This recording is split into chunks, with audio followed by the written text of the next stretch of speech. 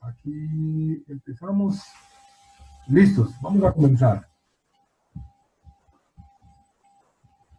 Bueno, un cordial saludo para todos. Muchísimas gracias a las personas que nos han escrito durante todos estos días, aceptando la invitación que les hemos hecho a través de redes sociales para este Facebook Live, evento en el cual pues vamos a estar comentando algunas buenas noticias y algunas buenas impactos que estamos trabajando fuertemente en toda la región de América Latina. Y en este momento, o en el día de hoy, vamos a tratar temas bastante importantes que vienen de la mano de la custodia compartida. ¿Qué beneficios tiene la custodia compartida y por qué cada vez son más los profesionales que están en pro de la custodia compartida? ¿Por qué son cada vez más los padres y las madres que están en pro de la custodia compartida? Y en el día de hoy nos van a acompañar expertos en la materia y algunos padres de familia también expertos por sus vivencias en la materia. Por tanto, damos la bienvenida y que nos va a acompañar la doctora Jennifer Egas. Jennifer es psicóloga clínica con maestría en la Universidad de Mississippi. En este momento nos acompaña desde Argentina. También está con nosotros la doctora Yasmín Montpellier, nos acompaña desde México, psicóloga forense, perito y psicóloga clínica. También nos acompaña Diego Pardo, padre de familia, máster en dirección de empresas, profesional en dirección y administración de empresas. Nos acompaña el doctor Juan Carlos Olaya, abogado especialista de la Universidad de Medellín, líder de áreas de trabajo del Instituto Colombiano de Bienestar Familiar. Y nos acompaña Juan Pascual, ingeniero de producción y padre de familia, quien también ya tiene bastante experiencia en la materia. Quien les habla, Juan Toro, quien va a estar como moderador. Y bueno, vamos a dar inicio a lo que nos convoca en este día.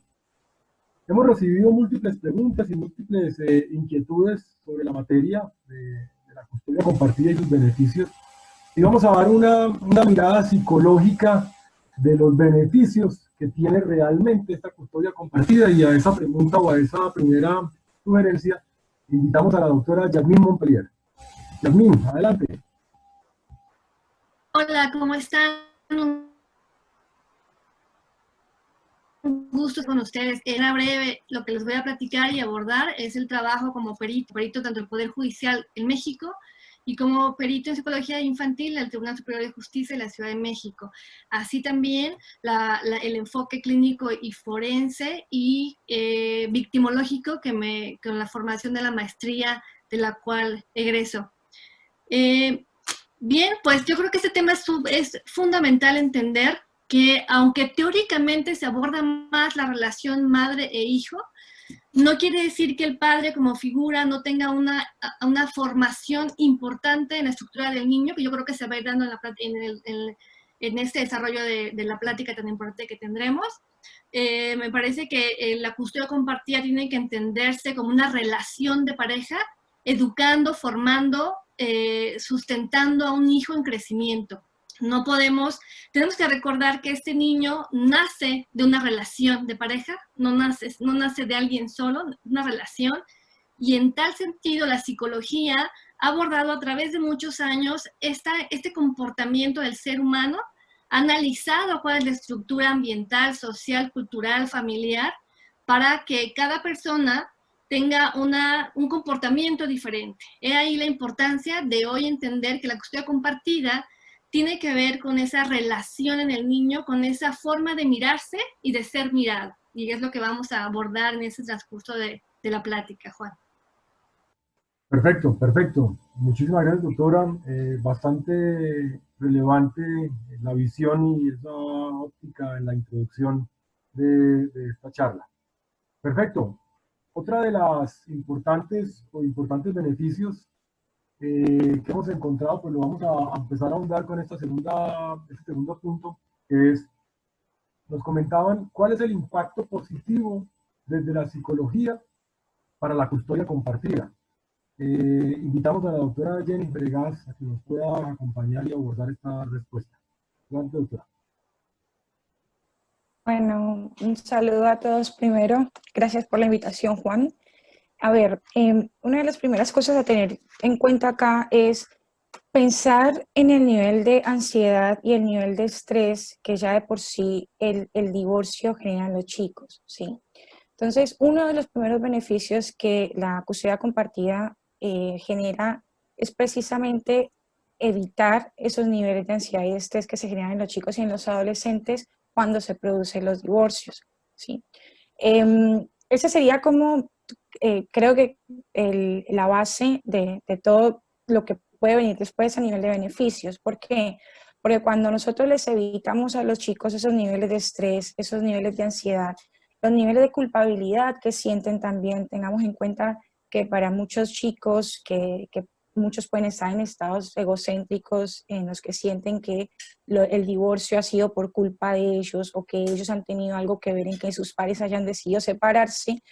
Entonces, todos esos sentimientos de culpabilidad, de ansiedad y de estrés se evitan cuando se logra una custodia compartida. ¿Por qué? Porque al chico se le ofrece la posibilidad de que tanto padre como madre, sus dos progenitores, le brinden los espacios para entender que no ha sido su culpa, que ambos padres y ambos progenitores lo quieren por igual, porque tengamos también en cuenta que uno de los miedos que se puede generar en los chicos cuando hay un divorcio es el miedo a perder el amor de los padres, ¿no? O sea, si mis padres se dejaron de amar, pues me van a dejar de amar a mí en cualquier momento. Entonces, es generarles esos espacios de seguridad a los chicos en los que sientan y estén seguros de que el amor de sus padres no lo van a perder. Además, esos espacios propician también el correcto desarrollo de una autoestima positiva, de un autoconcepto positivo, sin contar también, obviamente, con que les da herramientas emocionales para enfrentarse después a sus relaciones de pareja en la vida. Una cuestión que quiero que quede de pronto clara acá es que si bien los beneficios, puede ser que los beneficios no todos se vean a corto plazo, pero seguramente todos se ven a largo plazo, ¿sí?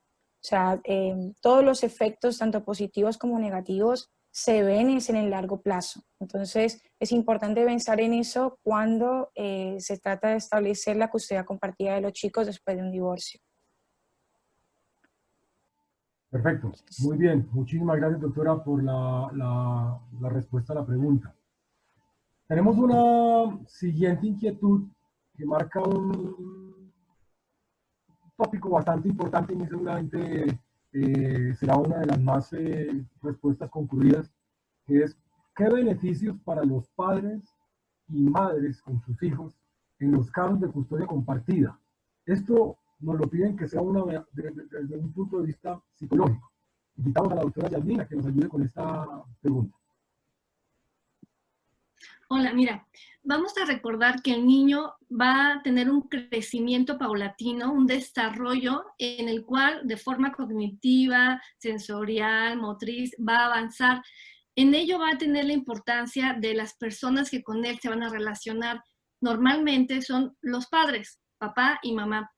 Recordemos que la mamá, por naturaleza, tiene una relación simbiótica. De manera psicoanalítica lo veríamos así. Es una relación ya dada, simbiótica, donde la mamá ve a su hijo como parte de sí. La importancia de la figura del padre es que este padre precisamente va a ayudar a la psique de ese niño, a ayudarle a romper esa relación simbiótica y a verse como sí mismo. ¿Qué quiere decir esto? Las mamás ven a los hijos o los vemos como parte de nosotros, siempre como unos niños. Aunque sean adultos, siempre la mujer va a tener va a caer más en ver a su niño adulto como eso, como un niño. La diferencia con el varón es que va a lograr una ruptura psíquica, va a ayudarle a ese niño a avanzar hacia esa individualización como adulto. Es bien importante. El padre va a ayudar porque ese padre ve a ese hijo como una mujer o como un hombre, no como un niño.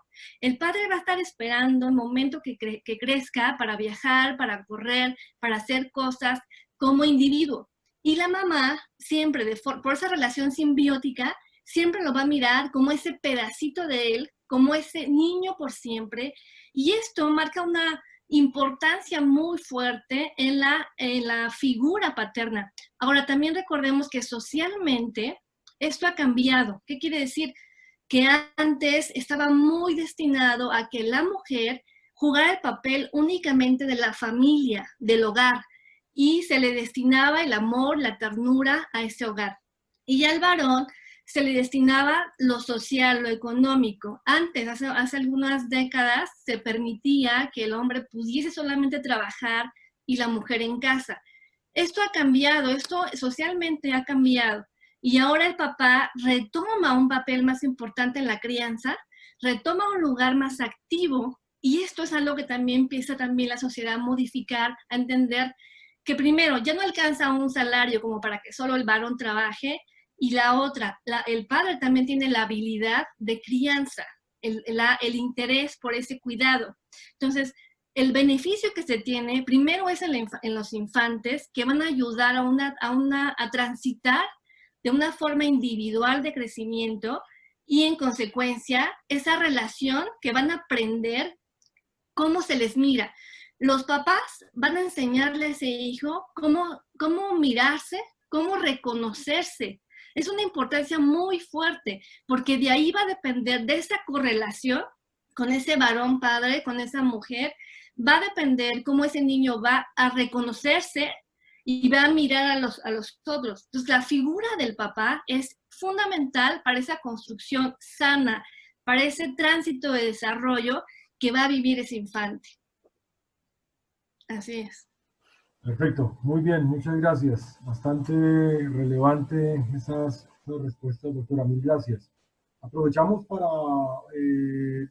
recordarles a todas las personas que nos están viendo y nos están siguiendo el libro que les vamos a entregar a todas las personas que participaron, llamado 7 hábitos de los padres brillantes.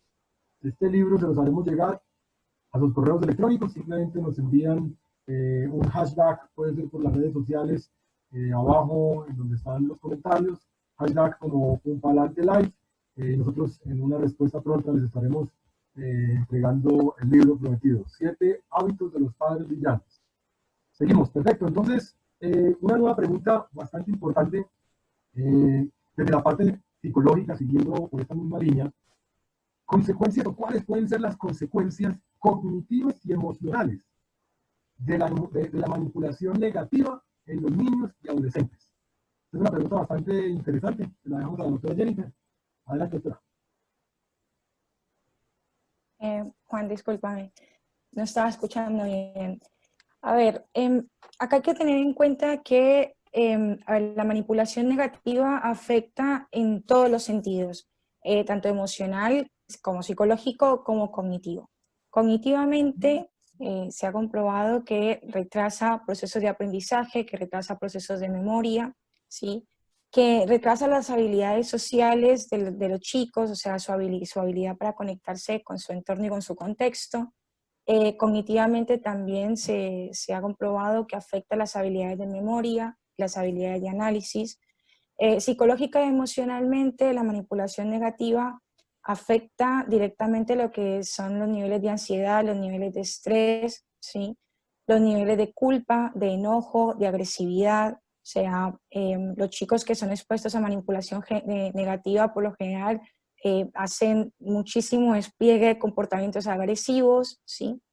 Después, cuando llegan a su adolescencia o un poco más adultos, también se nota una cierta, como comportamientos de reclamo hacia el padre que ha sido manipulador, ¿sí? Porque, vuelvo siempre a lo mismo, convengamos que el chico puede ser manipulado mientras es chico, pero crecen los chicos, ¿sí? Y los chicos se dan cuenta de la verdad, y los chicos pueden analizar la realidad, y llega un momento en que las habilidades cognitivas y emocionales ya las tienen desarrolladas como para evaluar las situaciones y poder decir, bueno, yo fui manipulado.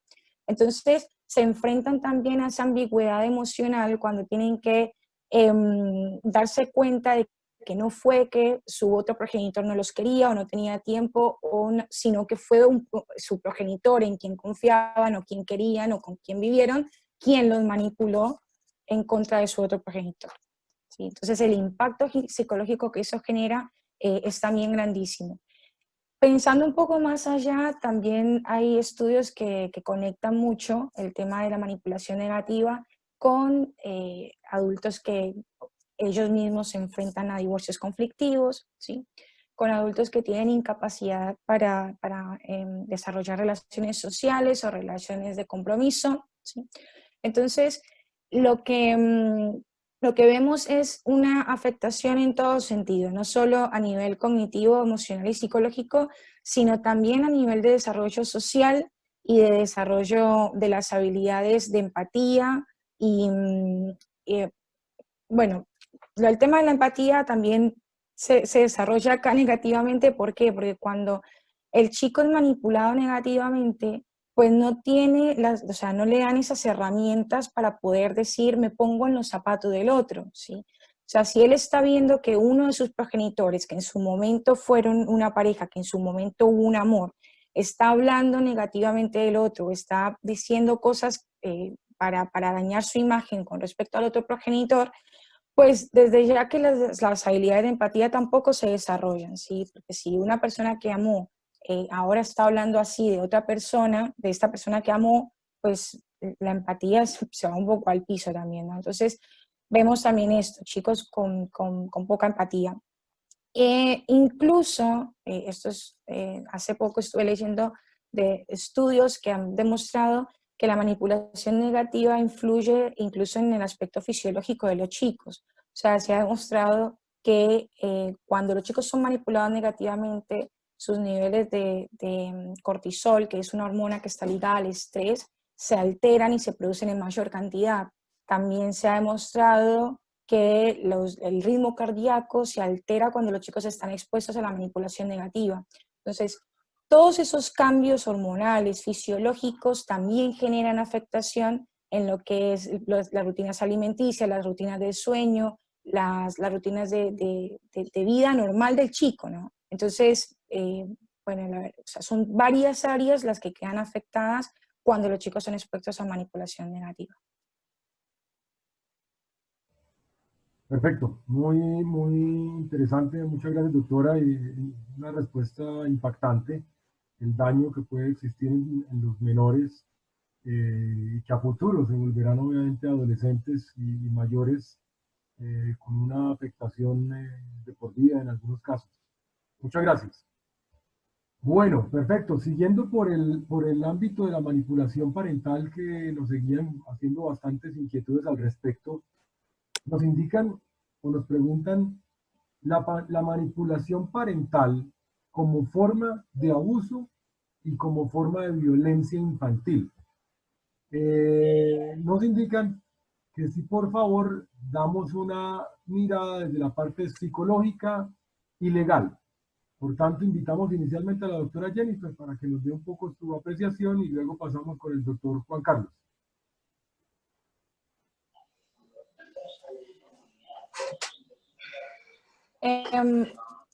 A ver, estamos hablando de violencia infantil.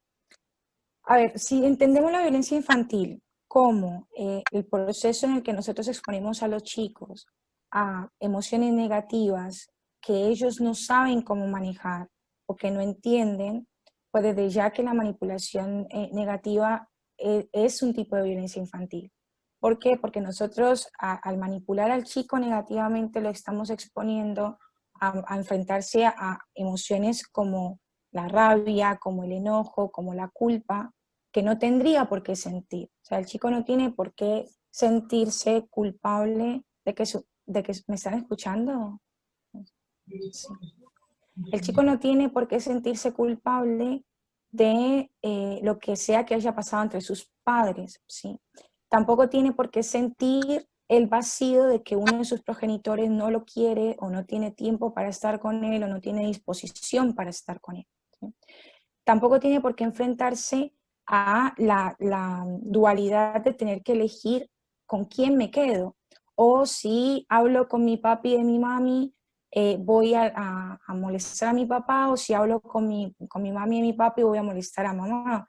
O ante la dualidad de a quién le debo lealtad.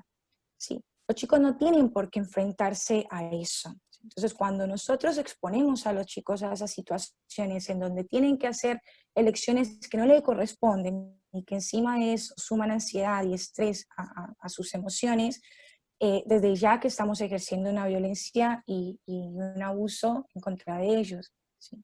A ver, en este sentido, quizás suene un poco exagerado, pero cuando hablamos de manipulación negativa, hablamos de cierta forma de violencia psicológica y emocional, porque estamos exponiendo a los chicos a emociones negativas que no tendrían a las que no tendrían por qué estarse enfrentando, ¿sí? Y lo peor de todo es que el padre que está manipulando negativamente, en muchos sentidos lo hace consciente de esta situación, lo hace sabiendo que afecta la estabilidad emocional del chico.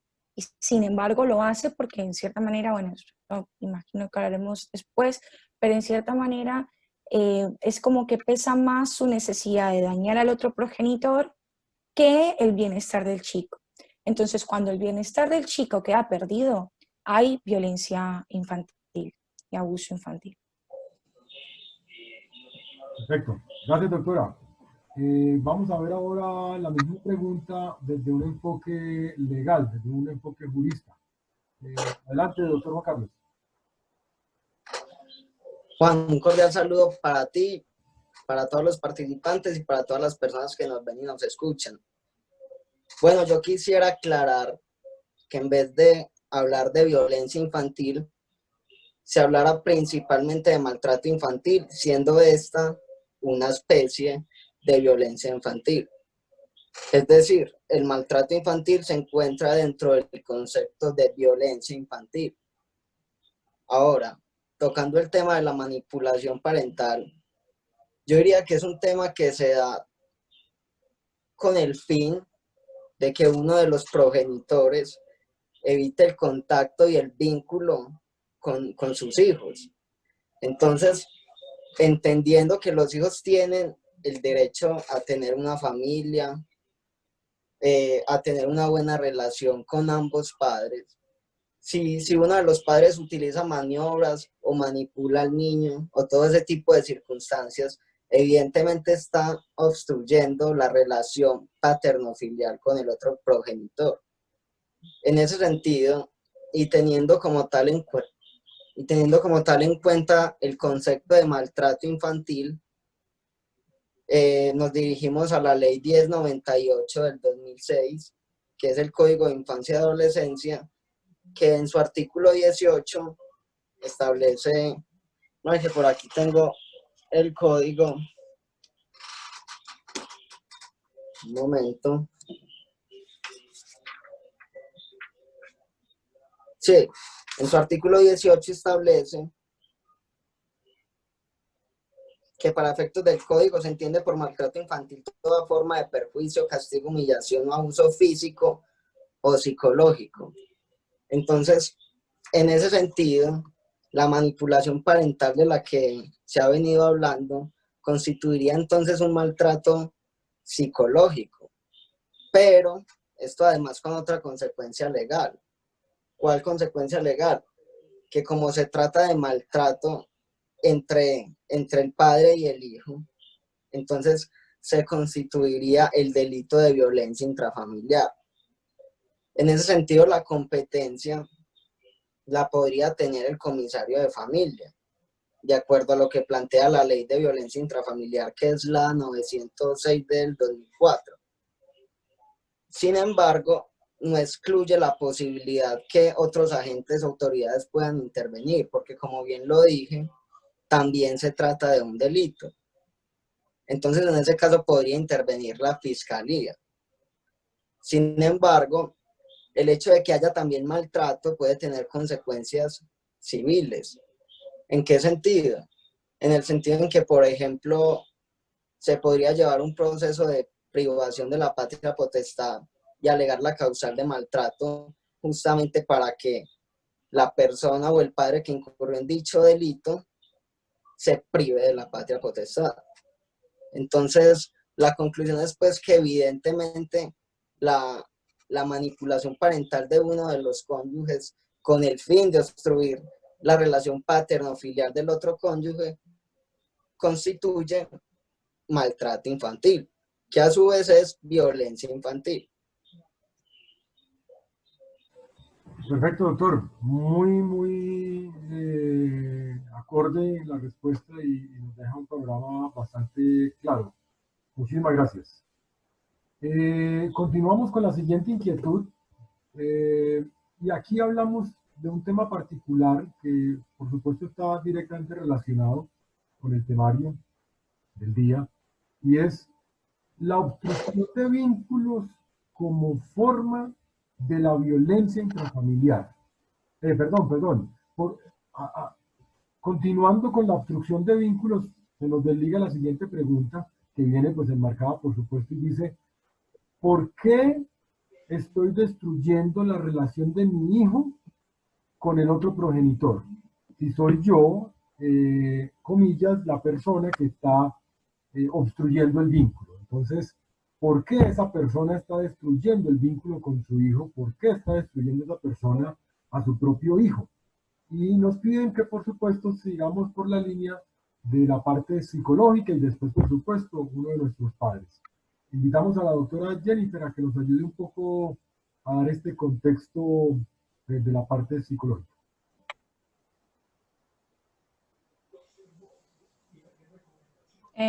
Gracias, Juan. A ver, yo creo que en este sentido, los padres, de cierta forma, quien obstruye el vínculo del chico con su otro progenitor, debería de pronto indagar un poco en sus propias emociones para saber el núcleo que motiva la intención de obstruir ese vínculo. A ver, yo, de pronto, la doctora Yasmín seguramente también pensará esto, pero nosotros en consulta se ve constantemente esta cuestión de, o sea, ataco a mi expareja porque me hizo la vida imposible, o porque no lo quiero, o por las razones que sea, o lo ataco porque sigo enamorado, ¿sí? Lo ataco porque sigo sintiendo amor por él. Entonces, hay una relación de amor-odio entre el cónyuge obstructor y el obstruido que necesita ser elaborada, ¿sí? Que es necesario que se indague internamente y emocionalmente para saber qué es lo que alimenta esa intención de lastimar al otro cónyuge, al otro progenitor, perdón. ¿Por qué considero que eso es necesario? Porque me parece que es de pronto una de las bases sobre las que se puede hablar de un proceso de custodia compartida sano y efectivo y obviamente productivo para el chico, que es al final en quien tenemos que pensar siempre, ¿no? En el bienestar de ellos. Entonces, por eso me parece que este análisis interno o este trabajo personal de los adultos es necesario, ¿no? Indagar en el núcleo que justifica ese ataque o esa intención de dañar o de obstruir el vínculo del otro progenitor con su hijo. Perfecto. Muchas gracias, doctora Jennifer. Invitamos a nuestro padre de familia, a uno de los padres de familia que nos acompaña en el día de hoy. Diego, cuéntanos un poco sobre la pregunta en cuestión. Sí, yo para complementar un poco lo que dice la doctora Jennifer, también uno de todo lo que ve aquí en el país, desde cuando empiezan las separaciones, es del ver el por qué muchas veces, pues, una de las razones puede ser que sí, que la otra pareja, es decir, la pareja sigue todavía enamorada de la otra persona y puede ser, y ahí es cuando cometen el error y tratan de ver al hijo o a la hija como un bien, como un activo, y creen tener posesión sobre él y poder manipular a la expareja con el hijo. Entonces de ahí se desprenden una cantidad de problemas complicadísimos que a la larga los que más terminan afectados son los niños. De ahí vienen una cantidad de separaciones con las falsas denuncias de abuso sexual, falsas denuncias de violencia intrafamiliar, vienen una cantidad, digamos, de desenlaces precisamente porque toman al niño o a la niña como un botín de guerra para poder hacerle daño a la expareja porque o quiere tomar venganza o porque quiere que no lo deje o no la deje. Entonces, y cada vez se ven más de estos tipos de casos acá en Colombia y en otros países, y todo esto encadena una cantidad de procesos legales, de falsas denuncias y la larga los que más pierden son los niños. Entonces, porque de ahí obviamente viene todo lo que estábamos hablando ahorita sobre la manipulación negativa, implantación de falsos recuerdos. Entonces, esto tiene tanto de ancho como de largo unos efectos bien complicados y desafortunadamente en el país, en Colombia, y también puede pasar en muchos países latinoamericanos, debido a las circunstancias pues, que vivimos de violencia familiar. Muchas veces, en muchos de estos casos, cuando se hacen este tipo de denuncias, hay un tema de género complicado, porque muchas veces al hombre, si digamos en el caso de que fuera la parte de la manipulación negativa y el progenitor que fuera alienado fuera el hombre, la mayoría llegan a los litigios y llegan nuevamente con un hándicap por debajo porque pues le creen más a las mujeres por todo tipo de circunstancias. Entonces, pero muchas veces están dando cuenta cada vez más que se están destapando este tipo de casos donde a la larga pues los que más pierden son los niños.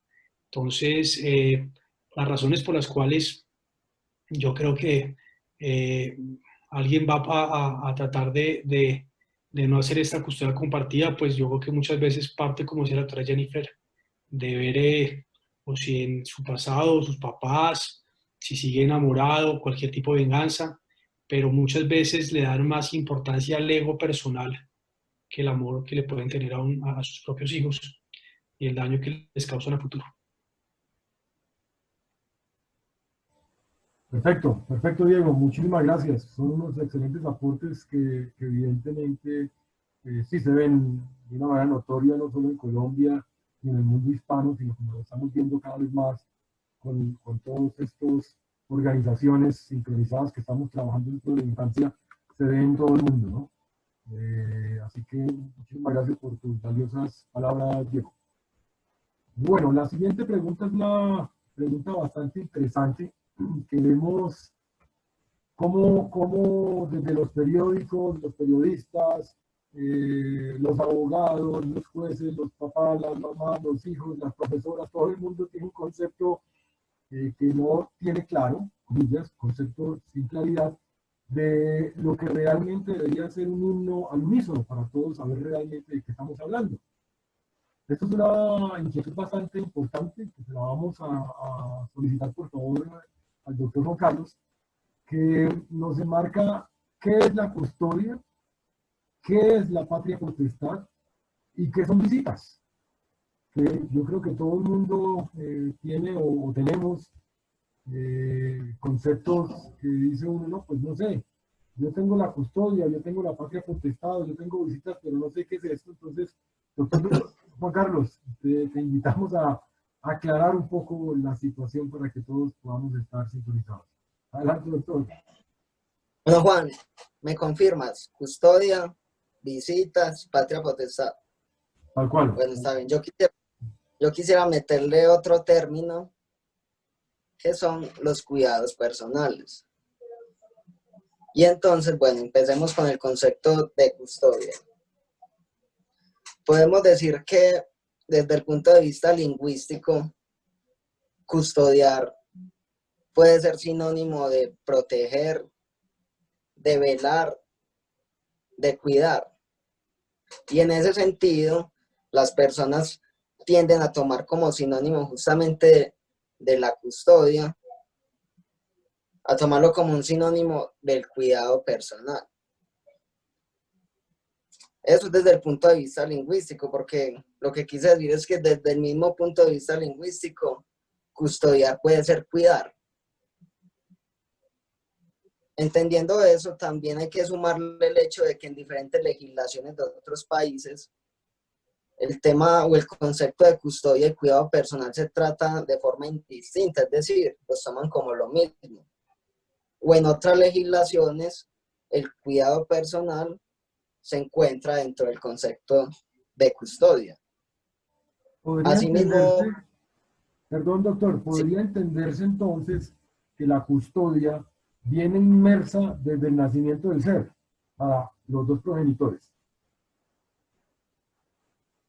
sí, claro, efectivamente la custodia se tiene por el hecho de ser padre. Y enseguida quiero hacer una claridad sobre ello. Pero a lo que quiero llegar es que en mi concepto, la custodia y los cuidados personales son conceptos diferentes. Pero como te lo estaba diciendo desde el punto de vista lingüístico, las personas lo pueden tomar igual porque pueden tratarse de sinónimos. O desde el punto de vista de que en las legislaciones de otros países los toman como conceptos también sinónimos. Y sumado a ello, podemos decir que las autoridades en materia judicial y en materia de los que son autoridades administrativas como los defensores de familia y los comisarios de familia, ellos mismos también todo el tiempo han confundido o han tratado, o algunos de ellos para hacer una mejor claridad, como conceptos también sinónimos. Bueno, entendiendo que la mayoría de gente entiende la custodia como el cuidado personal, yo sí voy a hacer la diferencia. Es decir, yo voy a plantear por qué para mí la custodia y los cuidados personales son temas totalmente diferentes. Bueno, en resumidas cuentas, para mí la custodia es el poder decisorio que tienen los padres para afrontar o llevar a cabo todas esas situaciones que enmarcan el día a día del niño. Entonces, decisiones, por ejemplo, como las de si se deja ir o no a un paseo, si el niño va a estudiar en X o en Y colegio, o el niño va a tomar X o Y actividades extracurriculares. Eso hace parte de la decisión y de la decisión que tienen los padres frente a cómo van a afrontar esas situaciones que enmarcan el diario vivir del niño. Ahora, el término de cuidados personales se limita como tal a un tema de tenencia personal. No sé si hasta el momento voy bien, Sí, ¿tienen sí. alguna pregunta? Estamos ahí muy, muy claros, doctor. Nos parece bien interesante como lo estás abordando, que son dos líneas, entre comillas, de lo que podría llegar a discrepar el concepto si nos basamos en la Real Academia de la Lengua Española o lo que realmente puede ser un concepto jurídico. Listo. Entonces, yo quiero afrontar la diferencia desde un punto de vista práctico, que es lo que acabo de decir, la custodia, entendida como el poder decisorio que tienen los padres para afrontar el diario vivir de los niños, decisiones comunes que se toman desde ese punto de vista práctico y al mismo tiempo desde un punto de vista jurídico. Y yo encuentro que dentro del ordenamiento jurídico colombiano hay diversas prerrogativas normativas que nos permiten inferir que efectivamente la custodia y el cuidado personal son conceptos diferentes. Es decir, no solamente del mismo concepto que de ahorita que lo afronto, o que mejor dicho lo enmarco dentro de un punto de vista práctico, sino que también en mi concepto hay normas que nos permiten inferir que son conceptos diferentes. Un ejemplo de esas normas podría ser, por ejemplo,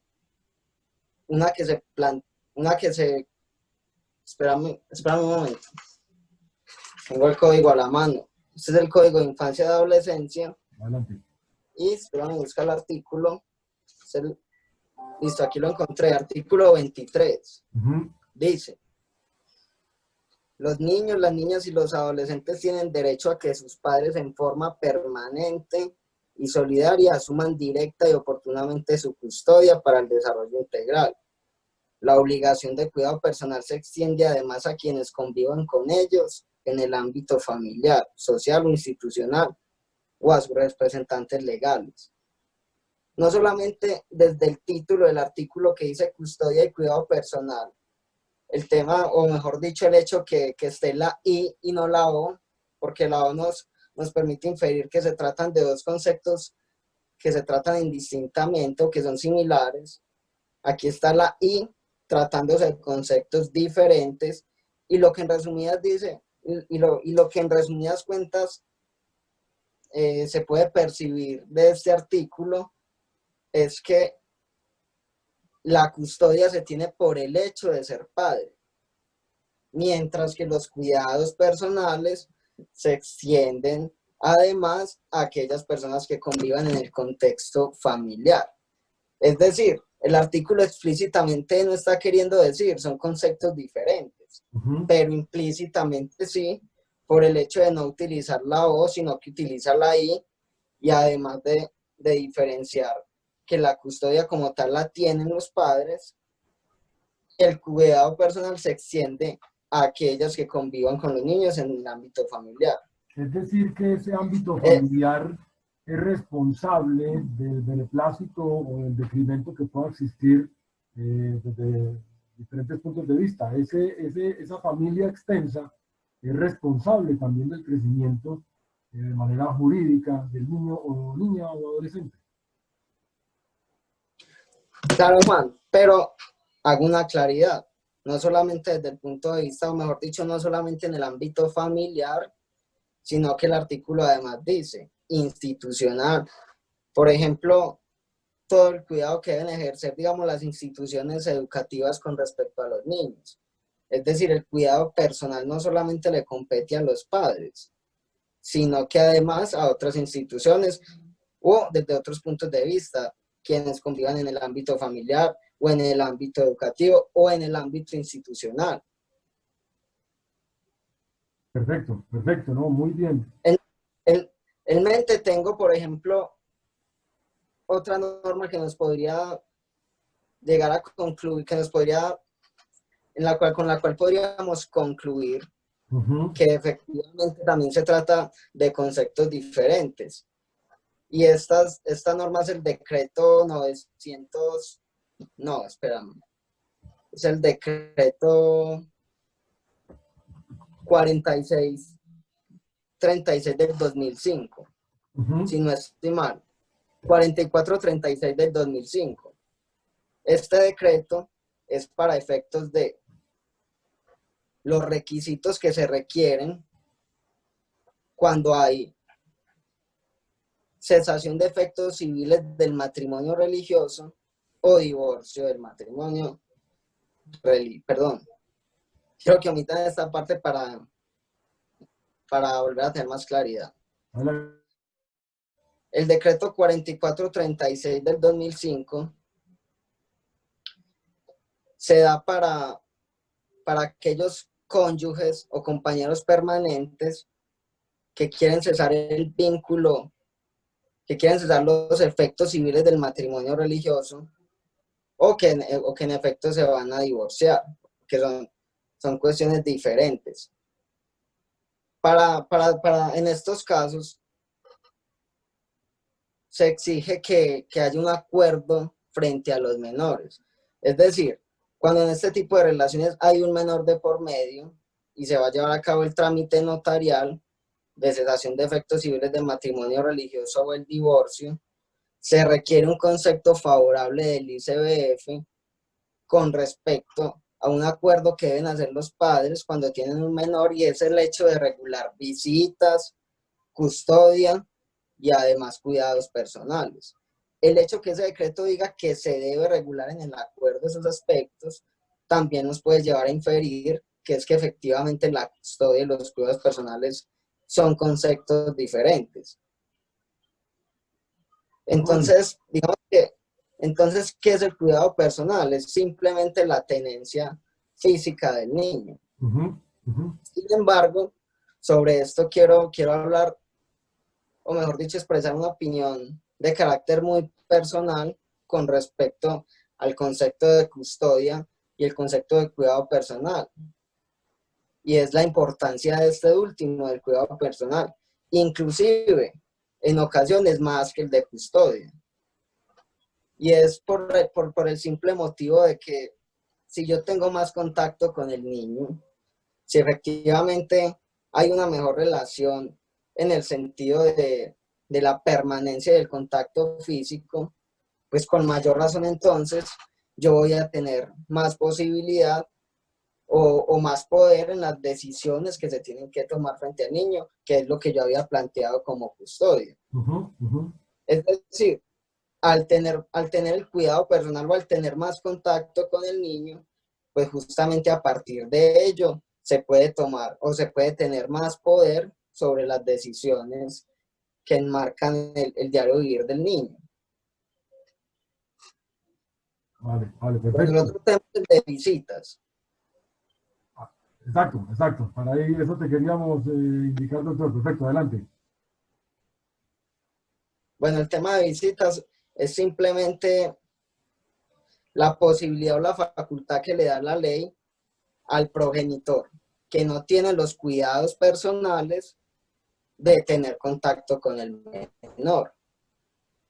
Este derecho en realidad es una contraposición a quien tiene el cuidado personal, es decir, el progenitor que detenta el cuidado personal es uno y quien tiene las visitas es el otro, es decir, las visitas se dan a raíz de que otro progenitor tiene el cuidado personal.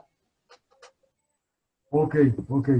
Y yo digo que el tema de custodia, visitas y cuidado personal se puede mirar desde tres facetas. Ambas se pueden mirar como derechos y obligaciones de los padres, pero fundamentalmente, sí. derechos del niño. De acuerdo. Es el eje principal, la importancia y el supranormativo para garantizar los derechos de los niños. De acuerdo, doctor, no, muchísimas gracias por el explícito. Estoy seguro que más... Se me queda el tema, se me queda el concepto también de patria potestad, me habías dicho. Adelante, sí, perfecto. Adelante, lo quería abordar una Es pero adelante. Es otro tema, listo. Es otro tema que interesa porque la gente también tiende a confundir la custodia con la patria potestad. Y son aspectos realmente muy diferentes. No solamente desde lo práctico, sino también desde lo que dice la norma y lo jurídico. Entonces tenemos que la patria potestad básicamente son tres derechos que tienen los padres sobre los niños.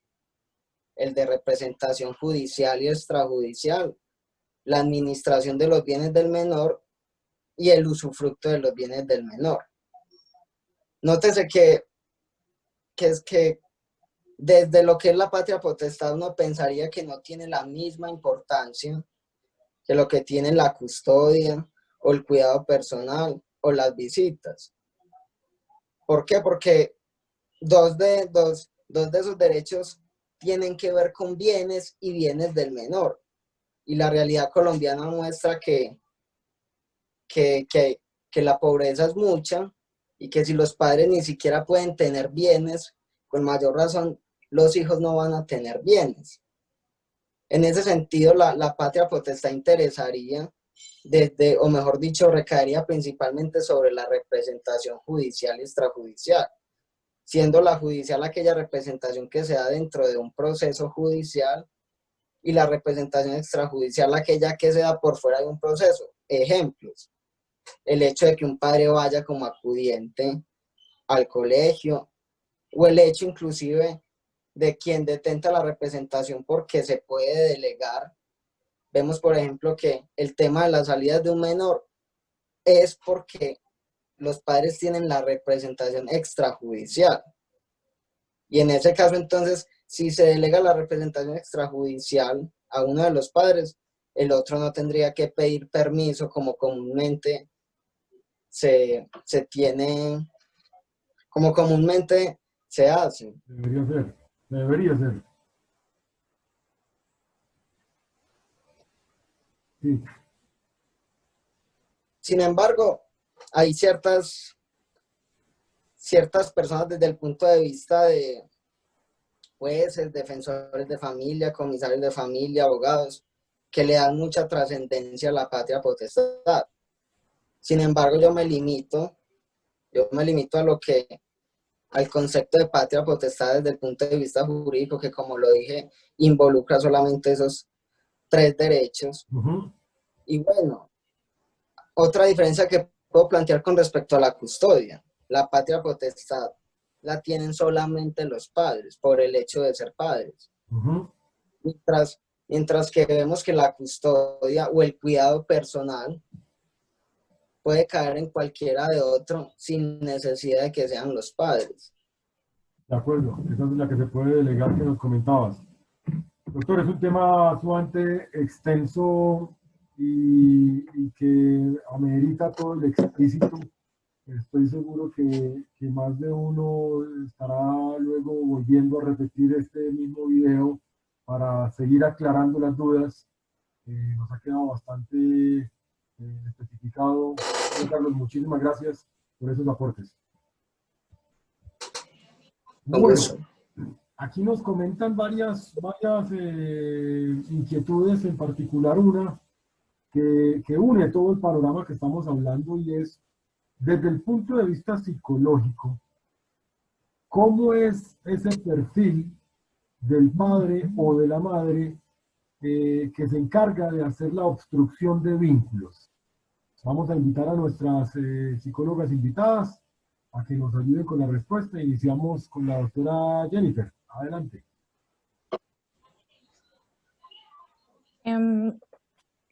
A ver, rasgos de personalidad no son fijos, ¿sí?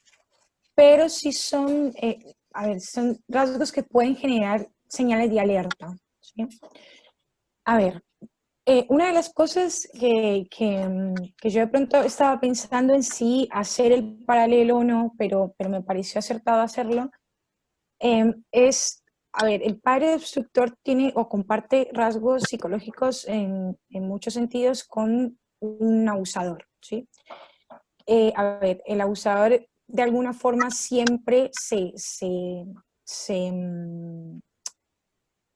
toma cualquier herramienta que tenga para manipular de cierta forma las circunstancias con el fin de herir a su víctima, ¿sí? Y el padre obstructor, el progenitor obstructor, básicamente hace lo mismo, o sea, se liga a cualquier herramienta que tenga para lastimar al otro progenitor. Entonces, en esa medida, el chico, hace un rato Diego había hecho el mismo comentario, en esa medida el chico se convierte también en una herramienta para lastimar al otro progenitor, ¿sí? Entonces, una de las características es esta, la manipulación, ¿sí? Y este uso de herramientas de manipulación en todo sentido. Otra cuestión son los cambios muy abruptos de carácter y de actitud. A ver, repito que estos no son rasgos fijos, ¿sí? Son cuestiones o rasgos psicológicos y de personalidad que pueden de alguna forma ser alerta para los padres que están en una relación conflictiva o que de pronto están en miras a un divorcio. Estos cambios de actitud repentinos y muy abruptos, por ejemplo, la persona que está discutiendo así aseveradamente, agrediendo, atacando, y de repente entra alguien e inmediatamente cambia la personalidad, o sea, inmediatamente se convierte en la persona más tranquila, más pacífica y más buena del mundo, ¿sí? Ahí tenemos también otro rasgo de personalidad que puede ser una bandera de alerta. ¿Por qué? Porque de hecho se ve después del divorcio que el padre que está siendo obstruido sabe que el obstructor lo está atacando por mensaje, que lo está agrediendo, que usa expresiones fuertes para agredirlo, pero después enfrente del abogado, enfrente del juez de familia es un pan, ¿sí? Es un santo. Entonces, esos rasgos se empiezan a mostrar desde el momento en que están en la relación, ¿sí? Después también hay otro factor en este sentido, y es que la obstrucción se puede dar de muchas formas, pero el fin es siempre el mismo y es el de lastimar o herir al al otro progenitor. Entonces, en ese sentido, también se empiezan a mostrar señales de alerta tempranas. Por ejemplo, cuando el otro progenitor, quien obstruye, siempre ha sido de este tipo de que no pueden ponerse de acuerdo en nada que corresponda al chico, ¿sí? O sea, todo, absolutamente todo, es un problema para ponerse de acuerdo con el chico. Consultas médicas, horarios para dormir, horarios de comida. Entonces, cuando no hay una flexibilidad de ningún tipo, o sea, cuando hay tanta inflexibilidad, también se convierte en un rasgo de alerta, ¿sí? Y después, en esta misma línea, es la intención de minimizar o de demeritar el trabajo del otro progenitor.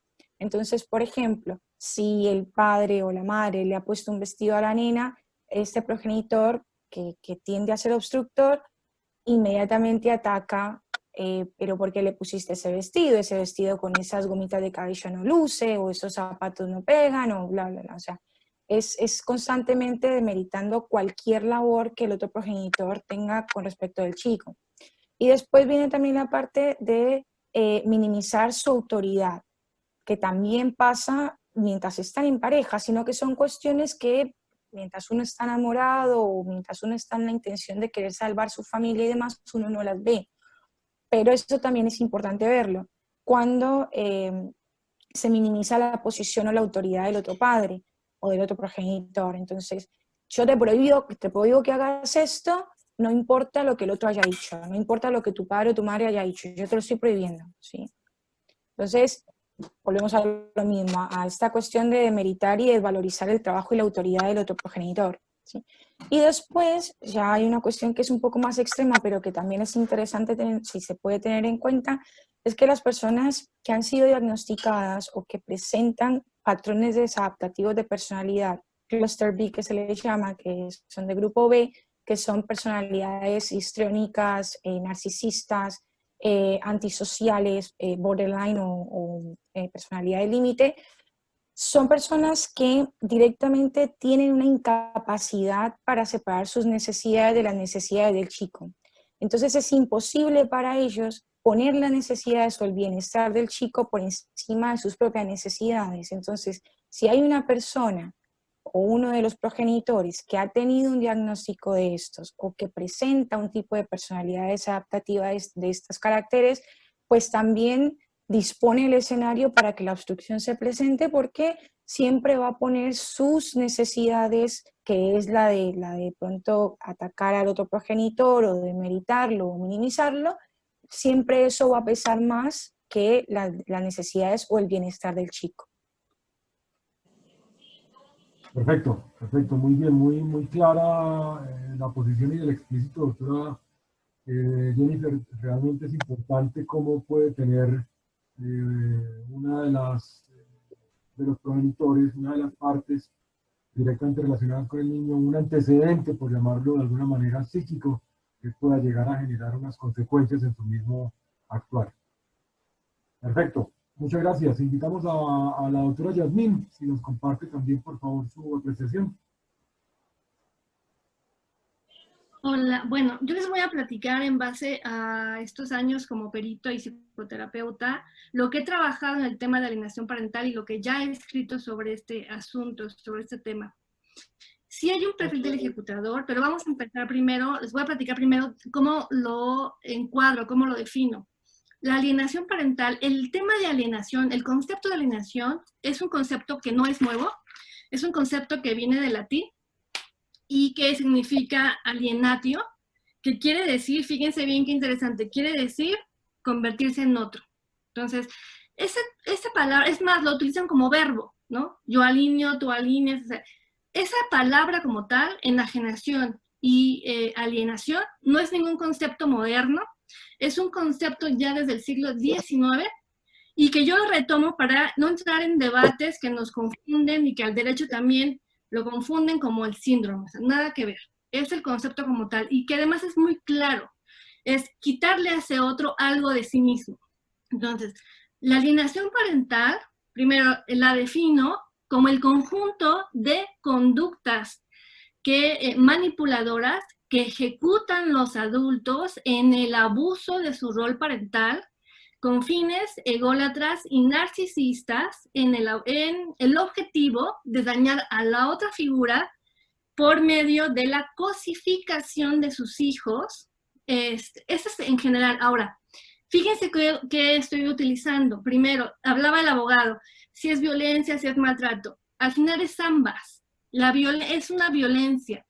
¿Por qué? Porque va a utilizar una fuerza para hacer que ese otro haga algo que él quiere. Y esa fuerza no siempre va a ser física. Puede ser física, desde luego, pero también hay una fuerza que, como lo defino en la explicación de alienación parental, es el abuso del rol parental. ¿Qué es esto? El adulto, por su naturaleza de crecimiento, tiene una superioridad en desarrollo que el infante. En esa superioridad de desarrollo, ese adulto abusa de ese rol parental. Por eso la alienación parental es un abuso de del rol parental de los padres. Ahora, en ese abuso, ese padre o madre, hay que entender que su trastorno de personalidad sí tiene y ya existe. Ningún ser humano se levanta y dice, hoy voy a alienar a mi hijo. Eso no sucede. La persona que ejecuta, y ahí viene otra definición que utilizo, la persona que va a realizar este comportamiento de manipulación lo denomino ejecutador, porque ese padre o madre lo va a ejecutar emocionalmente y en algunos casos físicamente. El niño, como sabemos, no tiene a dónde ir, depende del adulto. Entonces no tiene salida, estará a merced de ese adulto que abusa de ese poder natural que tiene por ser padre, por ser adulto. Entonces, quien ejecuta la alienación es el ejecutador. Quien recibe la alienación en primer punto es el infante. Y ese infante, hablaba la doctora de la falta de empatía, totalmente. Ese infante va a ser cosificado. ¿Qué es esto? Lo vuelve cosa. Ese que ejecuta reduce su empatía o la pierde y ve a ese infante como una cosa, como un objeto, como un medio para. Por eso el infante lo denomino objeto. Ahora, el padre o la madre a quien va dirigido el daño no es un padre alienado. Y eso es mucha confusión que normalmente se utiliza. Pero no es así. El padre o la madre a quien va dirigido el daño es un padre objetivo. Es el objetivo del alienador. No es el padre alienado. El alienado es el infante. ¿Por qué? Porque se le va a quitar su libre derecho a una construcción de desarrollo. Ese es el asunto. ¿Qué es lo que va a afectar? Va a alterar su juicio, su estructura psíquica.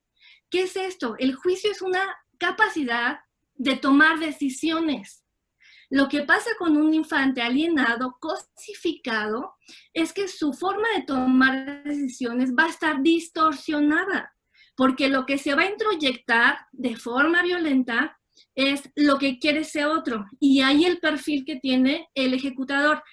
Cada uno, estos tres personajes, que de forma indirecta o directamente hacen la dinámica de alienación parental, tienen un perfil. El que ejecuta la alienación parental tiene un perfil que va en dos áreas en especial, el trastorno de personalidad y los trastornos del estado del ánimo.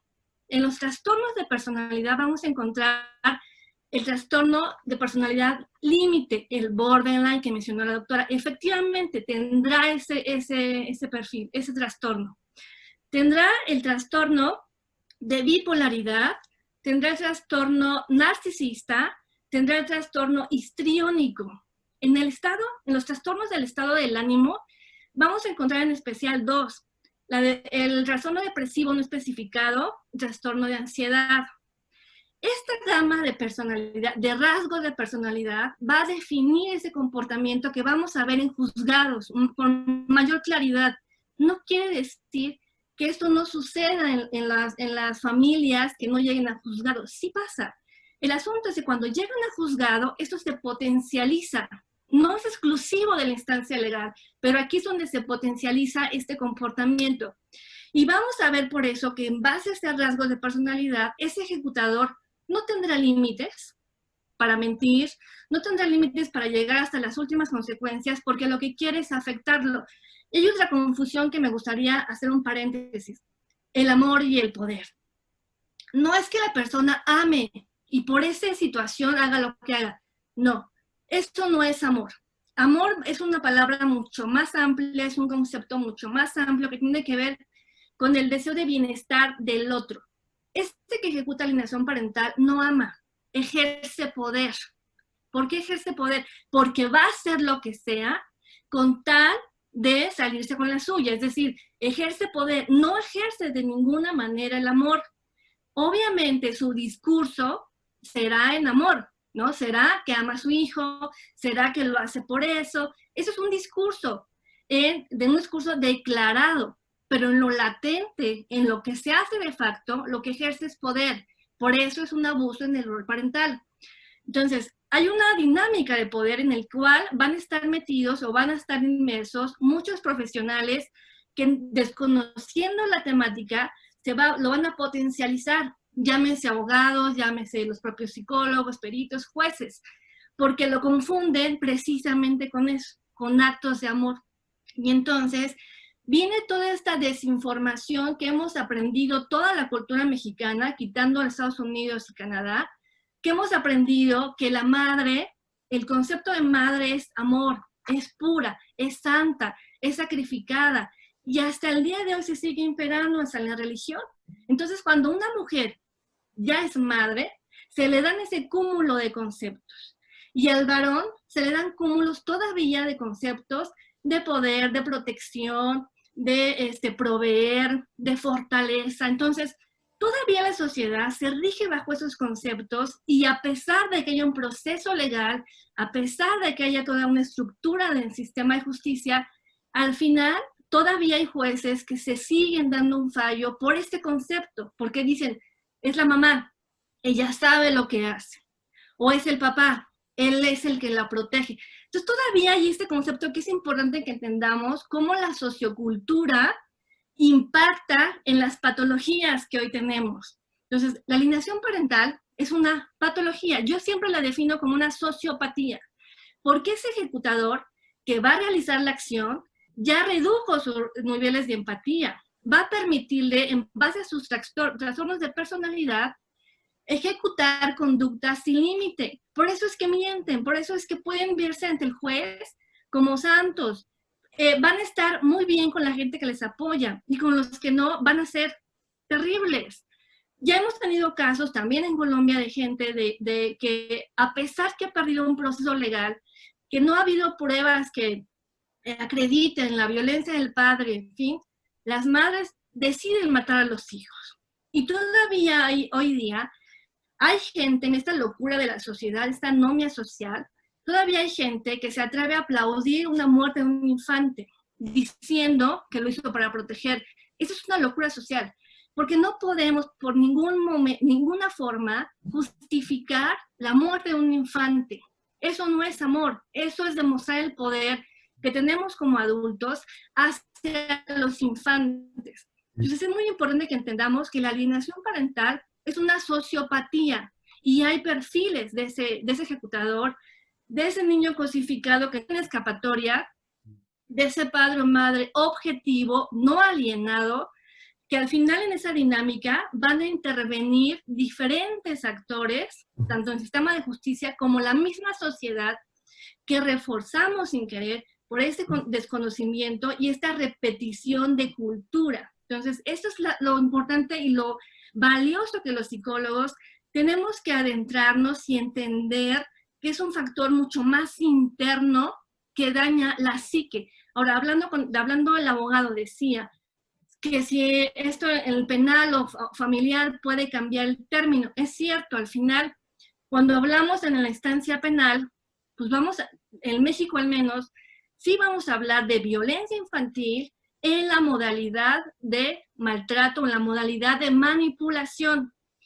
Aquí importante en el dictamen pericial, en el ámbito penal en México, es advertirle a la autoridad que ese infante presenta un daño psicológico. Y ese daño psicológico va enfocado a esta manipulación, a esta introyección violenta del otro, para que este niño haga lo que el adulto quiere. Entonces sabemos que hay una constitución política, sabemos que hay una convención de los derechos del niño, que el niño ya es sujeto de derechos, ya tiene derechos, y dentro de sus derechos es a crecer en armonía, a no ser violentado, a crecer con una familia que lo quiera. Entonces, cuando el adulto hace este tipo de acciones manipuladoras, violenta sus derechos. En consecuencia, en México tenemos una ley general de víctimas, en la cual nos dice que la víctima es toda aquella persona que se ve mermado por ante sus derechos, por persona o por hasta empresa, por alguien. El niño es una víctima real de esta patología de la alienación parental.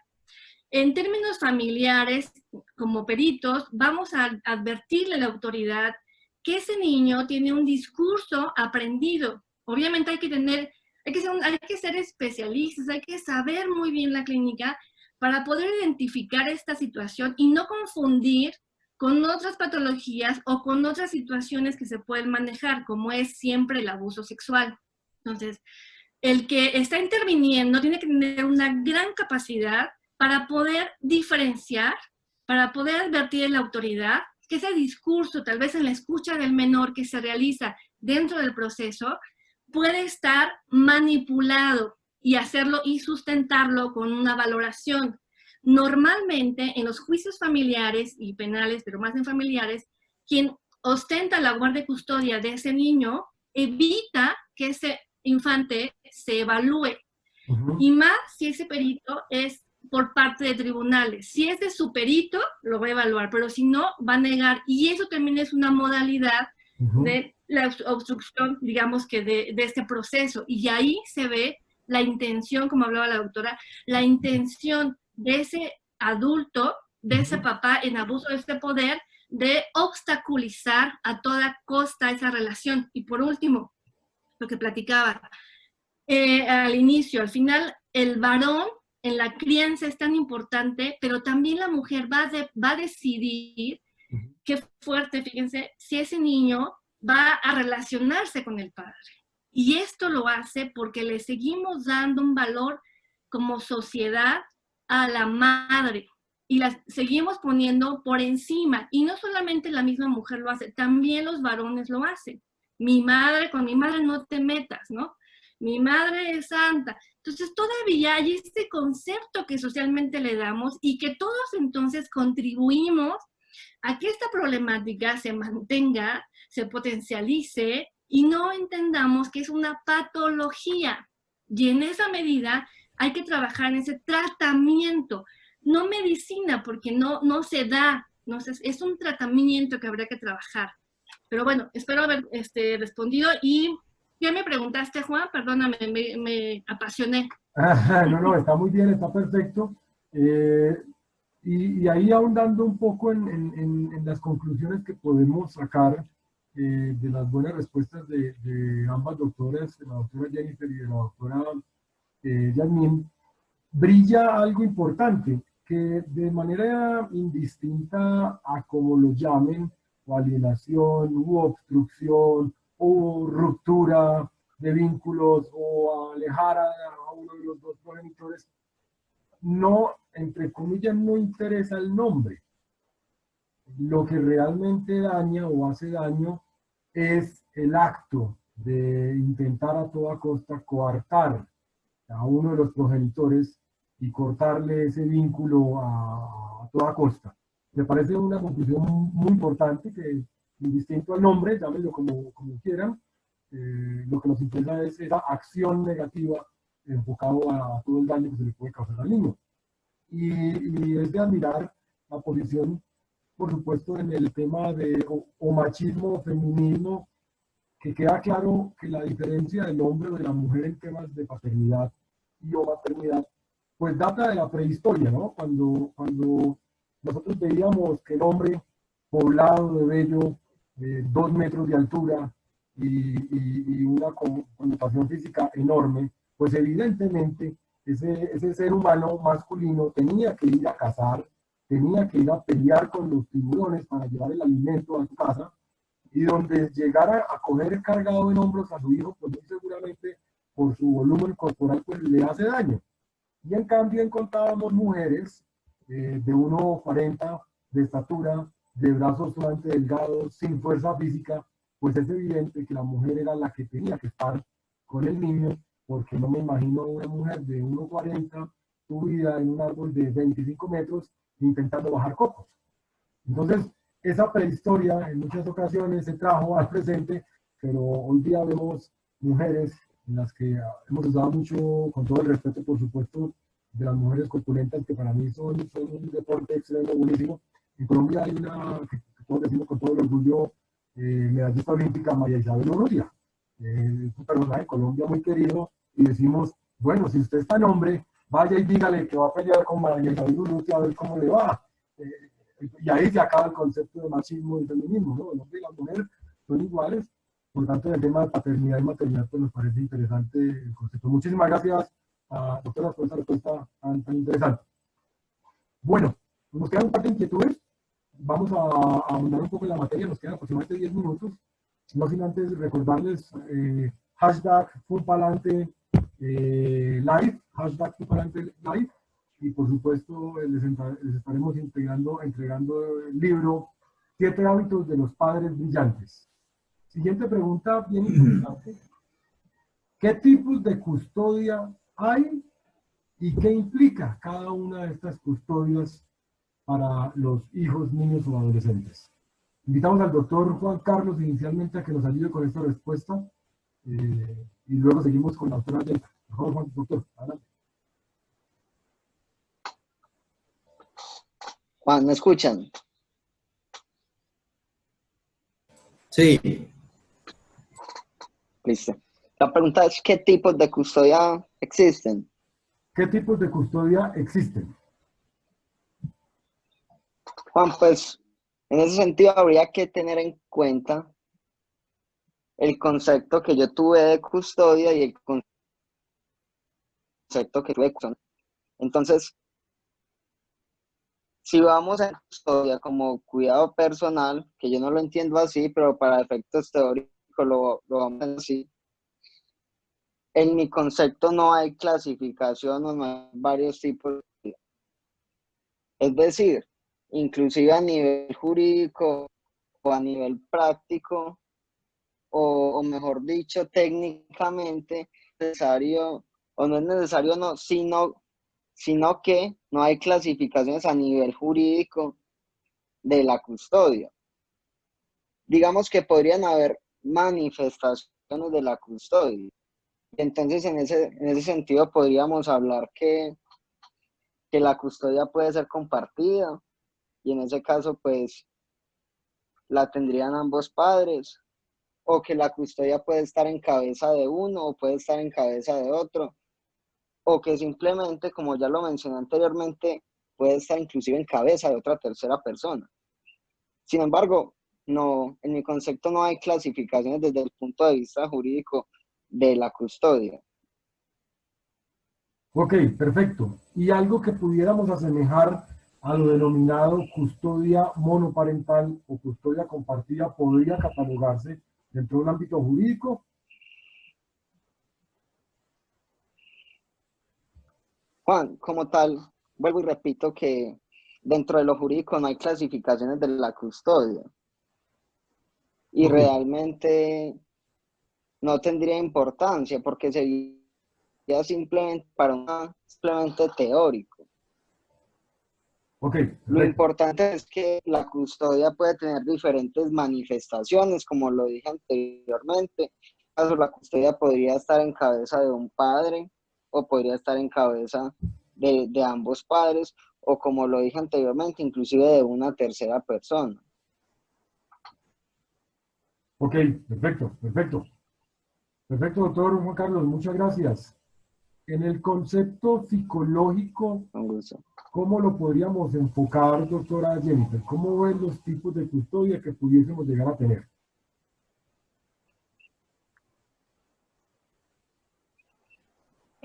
Juan, a mi entender, sí, entiendo que sí hay algún tipos de custodias de las que yo conozco, que he visto.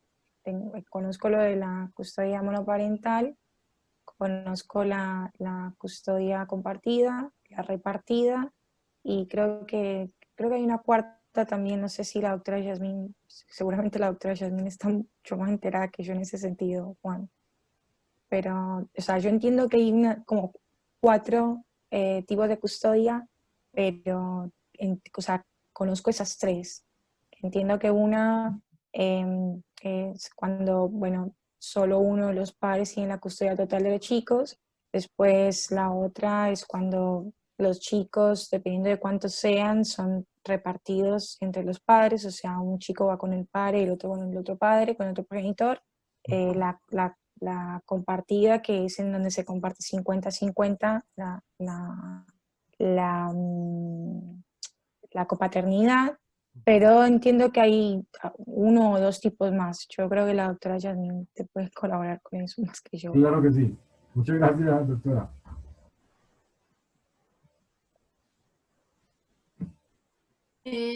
Pues en términos psicológicos, como bien dice la doctora Jennifer, hay varias, no únicamente tal vez la compartida en términos de derecho.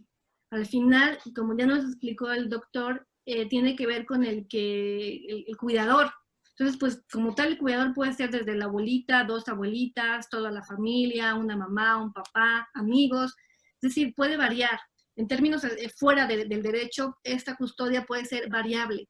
Y tiene también que ver con los acuerdos entre los adultos o con las circunstancias. Al final, la circunstancia también social o del momento o económica también puede definir, ¿no?, quién va a ser ese custodio, ya sea un colegio, ¿no?, un orfanato, ya sea la familia extensa, ya sean ambos padres o solo uno.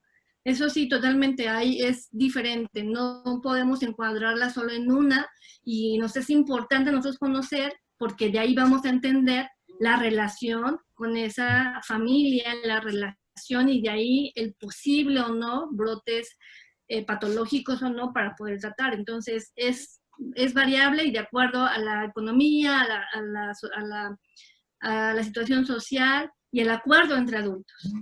Ok. Perfecto. Muchas gracias. Y nos hacen varias preguntas, como llevando el tema a la vida real, a la practicidad, que intentaré recogerlas en una sola. Y aquí es bien importante la participación de Juan Pascual, nuestro padre de familia de la Fundación, que nos acompaña en el día de hoy. Sería importante que nos comentara cómo se ejerce una custodia compartida y además qué conflictos y o dificultades podrían llegar a traer una custodia compartida desde un punto de vista humano, desde un punto de vista de paternidad. Así que, Juan, te invitamos a dar respuesta a estas inquietudes. Gracias, Juan, por la invitación. Sí, claro, mira, pues inicialmente se debe formalizar un acuerdo, ¿sí?, entre ambos progenitores, el cual se legaliza ante una notaría o en una audiencia de conciliación ante el bienestar familiar, ¿sí? Se estipulan varias cosas que, pues, un abogado experto en derecho de familia y con experiencia en custodia compartida los podría asesorar. Posterior al acuerdo que se firma, ¿sí?, y que voluntariamente, pues, acuerdan los progenitores, en el acuerdo citan, ¿sí?, pues los días que los hijos van a estar durante la semana, tanto con el papá como con la mamá, ¿sí? Esto, al hacer un acuerdo, pues, entre las partes, se puede establecer acorde a las posibilidades de cuidado de ambos progenitores, ¿cierto? Un acuerdo típico puede ser, como para que nos hagamos, pues, una idea, que una semana, tanto de lunes a domingo, está con el padre y la semana siguiente está con la madre, ¿sí? Otro acuerdo típico también es que los lunes y los miércoles, por ejemplo, está con la madre, martes y jueves está con el padre, incluyendo pernoctación, o sea que el menor, esos días que está tanto con madre o con padre, duerme en la casa con su papá, con su mamá respectivamente, y los fines de semana, de viernes a lunes, hasta llevarlo al colegio, está un fin de semana con un padre y el otro fin de semana pues con la madre, ¿sí? Esos son ejemplos de algunos acuerdos típicos. O también se puede hacer una serie de acuerdos en los tiempos de forma que hijos, madre y padre puedan cumplir con dichos acuerdos. Ahora bien, las recogidas de los hijos normalmente también se reparten por partes iguales, ¿sí? Tanto madre como padre deben desplazarse para ir a recoger a sus hijos. Las vacaciones de mitad de año y de fin de año se reparten por partes iguales. En las de diciembre, como pues hay muchas festividades aquí en Colombia, y son fechas importantes como la fecha del 24 al 31 de diciembre, normalmente una solución que se suele dar es que al partir las vacaciones suelen tener en cuenta el día de salida del colegio del niño hasta el día 26 de diciembre como una primera parte y luego del 26 de diciembre hasta el momento de entrar como una segunda parte. Entonces se reparte la primera parte un año con la madre, por ejemplo, la segunda parte con el padre y año a año se van intercalando. Los días especiales como Día de la Madre y Día del Padre, cumpleaños de cada progenitor, independiente a quién le toque esos días, ¿sí? Pues los pasa directamente con la persona que celebra, digamos que cada una de esas fechas. El cumpleaños del menor es relativo pues al acuerdo que se fije y depende mucho también del tipo de relación que logran tener ambos progenitores. Y al nivel de comunicación y eso, porque en la medida de lo posible, pues se intenta y se fomenta que el niño pueda contar, pues que los hijos puedan contar con ambos padres durante esa fecha en la medida que se pueda, y si no, pues ya toca realizar un acuerdo diferente, ¿sí? Semana Santa y la semana de receso escolar lo mismo, una semana, pues un año lo pasa con un padre, el año siguiente con el otro padre y así sucesivamente. Y hay que tener muy claro que los hijos, cuando se tiene una custodia compartida, se entiende que los hijos tienen dos casas, ¿sí? Y por ende tendrán la ropa en ambas casas, o sea, tienen su ropa en la casa de la madre y su ropa en la casa del padre. Asimismo, los juguetes, tendrán sus juguetes en la casa del padre y sus juguetes en la casa de la madre. En la realidad, en la aplicación diaria, hay que intentar tener pues flexibilidad en los acuerdos que se fijan, porque pues no todo es blanco y no todo es negro. Y aunque si bien se pacte por escrito todo al detalle, lo cual es muy importante, se debe tener apertura para llegar a acuerdos y hacer cambios acorde a las necesidades que todos, pues madre, padre e hijos, requieran. Y en relación a los acuerdos económicos, bajo una custodia compartida y en condiciones económicas similares, o sea, entre ambos progenitores, o pues que ambos progenitores tengan capacidad de sufragar los gastos, lo habitual es que padre y madre asuman cada uno de forma independiente los gastos de vivienda, alimentación, vestido, recreación para los hijos, mientras son los custodios de los mismos. Y solamente se aporta de manera conjunta para los gastos de los hijos en el caso de salud. Si es medicina prepagada o EPS, pues si no llegará a estar cubierto. Y para los gastos educativos de los mismos. Entonces, insisto, si ambos progenitores tienen la capacidad económica de asumir en igualdad de condiciones educación y salud, entonces el aporte económico se puede plantear tranquilamente por partes iguales, un 50%, 50%, padre y madre. Y mientras el hijo esté con uno u otro progenitor, el otro progenitor que no ejerce los cuidados personales, como bien nos explicó el doctor Juan Carlos, en ese momento puede tener acceso a su hijo a través de los diferentes medios de comunicación que existen en el momento, ¿cierto? Llamadas telefónicas, Skype, o los medios de comunicación que existieran. Muy interesante, Juan. Hay un punto importante que nos comentan de temas de ejemplos. Hay muchos estados o varios estados de los Estados Unidos en los cuales la misma custodia compartida, valga la aclaración, estamos hablando de una custodia compartida con padres o progenitores separados y o divorciados. Los jueces están haciendo sentencias en las cuales se obliga a convivir en la misma casa y cuando se concede a la madre o al padre el cambio de semana, es el padre el que tiene que salir de la casa para no cambiar ninguno de la cotidianidad del niño, niña o adolescente. Entonces es algo bastante interesante en la cual se está también dando. Y tenemos otros ejemplos de casos en España en los cuales se dan custodias compartidas que tienen tiempos prolongados, es decir, 1 año con el padre, 1 año con la madre, 1 año con el padre, 1 año con la madre. Exactamente. Y al unísono lo que se ve es que los hijos, por supuesto, necesitan estar cerca de sus padres y de sus madres durante todo el crecimiento de su vida. Juan, ¿qué conflictos? Te respondí Adelante, adelante. Sí, no, adelante con la pregunta. ¿Qué conflictos, en la teoría todo puede sonar muy bonito, está muy bien, pero qué conflictos podrían llegar a existir y cómo podrían llegar a evitarse? Sí, bueno, realmente, pues conflictos a nivel de cuidados personales, yo no hablaría solo a nivel como de custodia compartida, sino en general como de cuidados, sea que la custodia es monoparental o es una custodia compartida, pero dijéramos que algunos de los conflictos que yo he escuchado pues, de diferentes madres o padres en los que hemos tenido la ocasión de escucharlos y a nivel personal son de pronto los siguientes.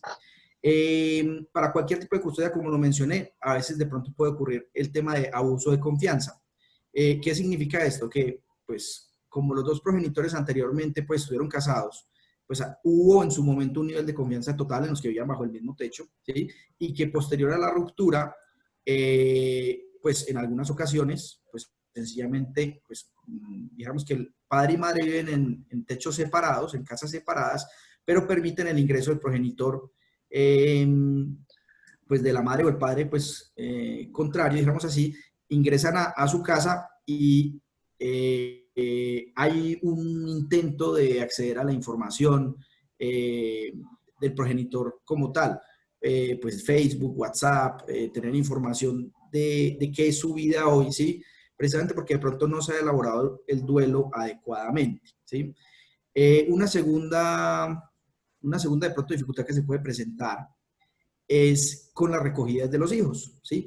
Muchas veces se presume que el padre es quien tiene que llevar y traer constantemente a los hijos de un lado para otro, ¿sí? Y hay que recalcar que esta es una tarea completamente compartida, como la es pues, digamos que el dar de comer, el bañar y absolutamente todo, ¿sí? La idea es compartir todas las responsabilidades como tal. Y pues dijéramos que en un pueblo pequeño de pocos habitantes, pues esto no tendría gran trascendencia, pero en ciudades grandes, ¿sí? Pues esto efectivamente implica, si no se tiene en cuenta, pues una carga muy fuerte, estar llevando y trayendo constantemente al niño si le toca solo a uno de los progenitores. Por eso es importante compartirlo, ¿sí? Y tenerlo en cuenta en el momento de firmar el acuerdo. La comunicación por parte de otra situación que se suele presentar es que la comunicación por parte de uno o ambos progenitores cuando no está en su casa a veces es excesiva, invasiva y puede ser incluso intrusiva, ¿sí? Muchas veces cada progenitor rehace su vida con otra pareja y se convierte en una manera de espiar a la expareja, ¿sí? También hay la falsa creencia que si no hablamos varias veces al día con nuestros hijos, estamos siendo malos o padres o madres, ¿cierto? Y que no deja de ser eso una falsa creencia. Otra de las situaciones que se suele presentar es que el intercambio de ropa y juguetes de casa en casa, ¿sí? El niño en muchas ocasiones quiere llevarse sus juguetes de una casa a la otra, lo cual es normal porque pues, son sus juguetes. Y debe haber apertura de ambos progenitores en permitirlo y un acuerdo de ambos progenitores también en regresar dichos juguetes a la casa que corresponda, ¿sí? Hay papás o mamás que se quejan que una vez salen de su casa, pues dichos juguetes no regresan, pues no regresan dichos juguetes a la casa. Y esto pues obviamente genera una serie de malestares innecesarios en el progenitor, pues que ve que no hay una devolución, una reciprocidad, ¿sí? Y lo mismo suele suceder a veces con la ropa, ¿sí? La ropa va de una casa a la otra, en el sentido pues que el niño va vestido como la madre lo viste y pues así se desplaza, como el padre lo viste, así se desplaza. Y lo habitual es que la ropa también por mutuo acuerdo, cuando cada progenitor recoja a su hijo, por ejemplo, reciba la ropa de regreso. Otra de las situaciones que se suele presentar es que a veces uno lo ve como una situación trivial y cuando uno no lo vive, podría decir que no puede ser posible, pero sí es posible. O sea, problemas en la manera como un progenitor, por ejemplo, trata o lava la ropa, ¿sí? En muchos casos hay quejas de esto, entonces alguno de los progenitores pide que se le devuelva, por ejemplo, sin lavar, ¿sí? Problemas con los uniformes escolares, ¿sí? Lo más conveniente es que en cada casa haya un uniforme y otro extra, que es el que el niño usa en el día, ¿sí? El extra, y por ende, pues tiene siempre un uniforme limpio en cada uno de sus hogares, ¿sí? Entonces, siempre es muy importante tener 3 mudas de ropa. Otro punto es averiguar a través del niño por la vida de la expareja o de su entorno, ¿sí? O sea, que se utiliza al niño como mensajero o no tanto como mensajero, sino como fuente de información, ¿sí? Cuando tampoco se ha resuelto como el duelo como tal. Otra de las situaciones es que ante las diferencias o dificultades se involucra, dijéramos que a los hijos, ¿sí? Y de alguna manera se ejerce presión sobre ellos o se los hace tomar partido, ¿sí? Cuando hay una diferencia entre papás al tomar algún tipo de decisión. Ahora quería mencionar algo muy importante, que ante los estados de emergencia, como ha sucedido a raíz de lo del coronavirus, olvidarse o desconocer los acuerdos establecidos, ¿sí? Y olvidar también los derechos que tienen los hijos de índole constitucional, el hecho de tener una familia, así como el derecho a la salud. Ambos derechos son igual de importantes. Y por ende, hay que recordar, Juan, que incluso durante los estados de emergencia, los acuerdos continúan vigentes y hay autorización para ir a recoger a los hijos acorde al acuerdo que se tiene, ¿sí? Lo digo que es muy importante porque durante el estado de alarma o durante el estado de emergencia suele suceder que nos ponemos un poco más aprensivos también por la situación y nos olvidamos de la importancia que tienen ambos progenitores en la vida de los hijos, inclusive sobre todo en este tipo de situaciones. Ahora bien, otra situación es que ambos progenitores son igual de importantes en la crianza de los hijos, como acabé de mencionar, y es importante reconocer siempre dicha figura, ¿sí? O sea, reconocerse cada progenitor con el otro. Hay problemas también a veces de flexibilidad, ¿sí? Y por eso es importante de pronto siempre estar abierto a negociar los acuerdos que se tienen pactados, ¿sí? Acorde a cómo van surgiendo las necesidades del día a día. Y por último, no siendo seguramente el último que sucede, pero algunos de los que de pronto más citamos es pensar muchas veces que el hijo es de mi propiedad, ¿sí? No le puede suceder a un padre, le puede suceder a una madre, ¿sí? Y de pronto cuando uno detecte que esto está sucediendo es importante pues ser consciente de ello e intentar redireccionar ese tipo de pensamiento, ese tipo de hacer, ¿sí? Muchas veces uno de los progenitores asume una actitud de dominio absoluto sobre los hijos, ¿sí? Desconociendo la importancia del rol del otro progenitor y dijéramos que quien se cree dueño del hijo muchas veces toma decisiones de manera unilateral, lo cual es muy nocivo para la relación entre progenitores, ¿sí? Y puede posibilitar la creación de roles de poder, ¿sí? Son algunas de las características, pues, o de los conflictos o dificultades que, como vuelvo, insisto, no solo el tema de la custodia compartida se presentan en general en el momento de gestionar, pues, digamos que el cuidado de los hijos, inclusive en familias mononucleares. O sea, muchas de las cosas que cité aquí se presentan en el día a día, viviendo inclusive los dos progenitores bajo el mismo techo. Muy interesante la panorámica desde un punto de vista humano. Es enriquecedor siempre el punto de vista jurídico, el punto de vista psicológico, pero igualmente la importancia que se destaca desde el punto de vista humano, paternal, por lo cual te agradecemos toda tu experiencia y haberla compartido en este momento. Sabemos que son múltiples puntos podríamos estar aquí hablando muy seguramente 5 horas y todavía quedamos pendientes. Estoy absolutamente seguro que todos los ponentes en esta sesión tendrán en la cabeza, se me quedó esto, me faltó esto, me hubiera gustado hablar un poco más de esto. Pero yo creo que se nos acaba el tiempo. Los invitamos a todos, antes de finalizar, a seguirnos en las redes sociales. Seguiremos, por supuesto, transmitiendo este tipo de información. En esta oportunidad, pues, unimos países hermanos, países latinos, hispanoparlantes, como están en esta sesión, pues, Argentina, México y Colombia. Seguiremos ampliando nuestra red, por supuesto. Ya estamos con una presencia de más de 25 países, no solo del mundo hispano, sino del mundo anglo, y seguiremos penetrando y permeando, pues, como en el ADN, para seguir trabajando en salvaguardar los derechos de los niños y adolescentes del mundo.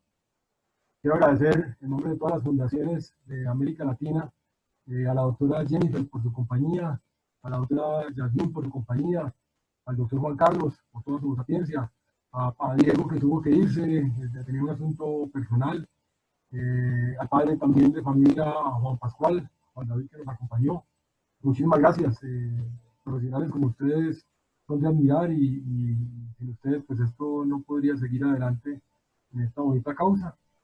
Y el actor principal aquí, que son todos los espectadores que han estado siguiéndonos, unos agradecimientos sinceros. Por favor, en nombre de todos los aquí presentes y de todas las fundaciones que estamos unidas, cuiden a sus hijos, cuiden a los hijos de los demás, y vamos a seguir luchando por garantizar esos derechos de esos pequeños. No sé si alguno de los ponentes quiere algunas palabras para despedirse. Adelante, Yasmín.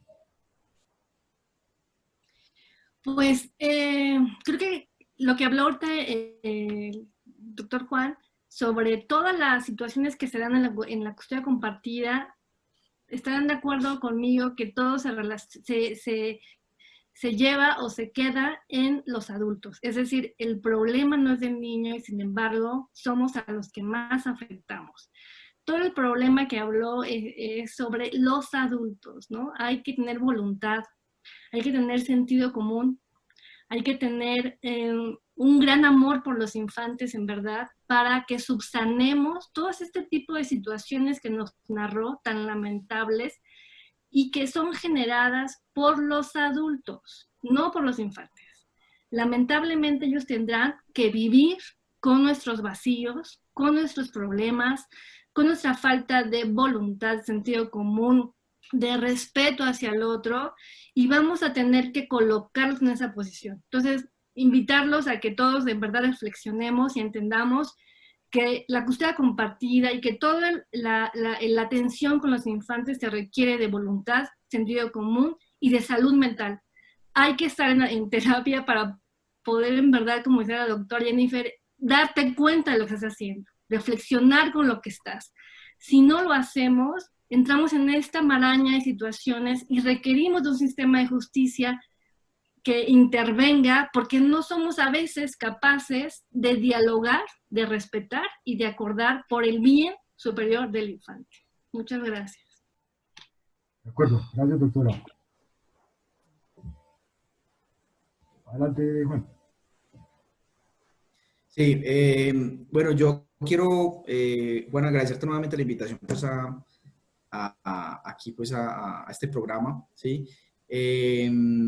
Y sin duda alguna, a mí me parece muy importante recalcar la importancia de la custodia compartida en un proceso de separación de los padres versus de pronto el otro tipo de separaciones en términos generales, ¿cierto? Obviamente cada caso es específico, y habrá obviamente algunos casos en los que la custodia compartida no aplique o no se quiera ejecutar. Pero en términos generales, yo sí quiero dejar un mensaje muy claro para nuestra sociedad colombiana y para la sociedad en el mundo, y es que dijéramos que hay que ir rompiendo un poco con todos esos esquemas que hablábamos ahora, que sobre todo la doctora Jennifer de pronto comentaba, ¿sí? Respecto a que nuestra sociedad tiene unos patrones ¿sí? O unos roles de madre y padre con los que venimos pues en nuestra historia y los cuales me parece que no tiene sentido juzgar, sencillamente ese ha sido nuestro proceso histórico, como lo ha sido los de a nivel mundial, digamos la historia a nivel mundial, pero hay que irse abriendo a la posibilidad de nuevas mejores maneras de ir haciendo las cosas, de reconocer la transformación actual, el cambio de los roles que hay hoy en día en padre y madre, ¿sí? En hombres y mujeres, ¿sí? Y la importancia que tiene para los hijos seguir pudiendo contar con su papá y con su mamá, ¿cierto? Entonces, desde este punto de vista, yo quiero lanzarles ese mensaje, que nos abramos a esas posibilidades, que reconozcamos la importancia de los roles materno-paterno, y que avancemos en esa vía, rompiendo un poco con el esquema tradicional e histórico con el que pues hace muchos años veníamos. Juan, muchísimas gracias por la invitación. Muchas gracias, Juan. Muy amable. Adelante, doctora Jennifer. A mí me gustaría despedirme, bueno, ante todo, gracias igual por la invitación, pero me gustaría despedirme sumando un poco a lo que dijo la doctora Yasmín, que me parece también, o sea, me uno totalmente a la voz de ella. Es un estudio de la Universidad de Pensilvania que toma niños, 1.500 niños en todos Estados Unidos, entre los 6 y los 14 años, y les piden que escriban su experiencia como niños de padres divorciados que no tienen acceso a la custodia compartida. Y eso es lo que ellos escriben. Solo voy a leer los carteles que ellos muestran, ¿sí? Dicen, habla acerca de mis sentimientos. Los amo a los dos. Por favor, no me hagan elegir. ¿Se preguntan en algún momento cómo me siento yo o cómo afectan sus acciones a mí? Me siento triste. Pienso que es mi culpa. Por favor, no hablen mal el uno del otro. Presten atención en mí y no en lo que ustedes quieren. Me gusta recordarlos como eran y no en lo que se han convertido. Sean más civilizados el uno con el otro, en especial cuando estén conmigo. Me tengo que ir y no me quiero ir. La peor parte de todo esto es no poder verte. Lo más difícil es que se han divorciado y sigan discutiendo. Esa es la voz de los chicos. A todos, gracias. Sí, unas palabras muy profundas que muy seguramente a muchos nos llegan al fondo del corazón.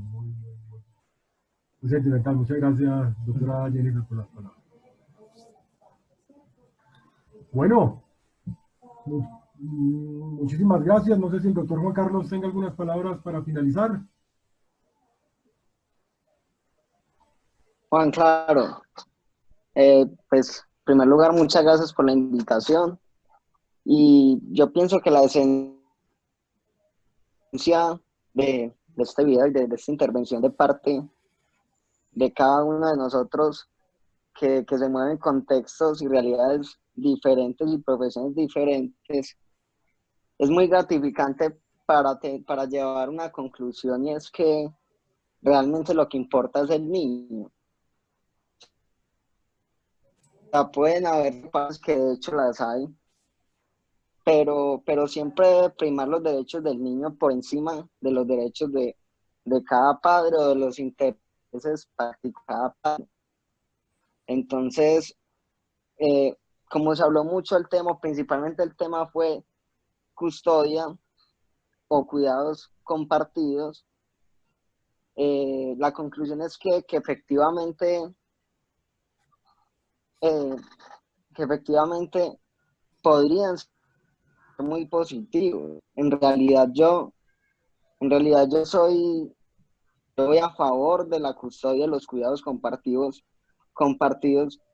como una realidad que puede garantizar los derechos del niño y al mismo tiempo los derechos del padre o de la madre.